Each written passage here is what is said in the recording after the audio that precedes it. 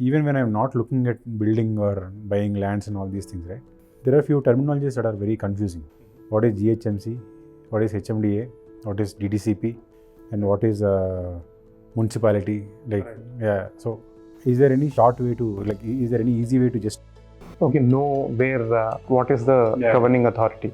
So generally, the core Hyderabad is the core Hyderabad would fall under GHMC limits, Greater Hyderabad Municipal Corporation, and the newer developing areas like the way area we are in financial district or so. So these areas which are beyond GHMC, they mostly each of there is Kapra municipality, there is Lingampalli municipality, there is Bandlaguda Jagar municipality. So there are multiple municipalities which are around, which are suburb areas.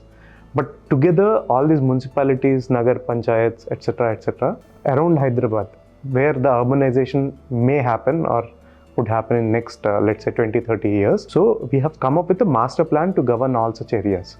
So this authority all around the city, roughly you can say till where the regional ring road is being planned. So this would connect Chevella, Shankarpalli, Sangareddy and so on, all through Shadnagar, all around the city. So all these areas would come under HMDA limit. So HMDA is purely, it's not a governing body, it is purely to control the urbanization and come up with the master plan. So only in terms of when you're applying for permissions, if you don't fall under any of these corporations or municipalities, so that any village random urbanization doesn't happen, so HMDA comes into the place.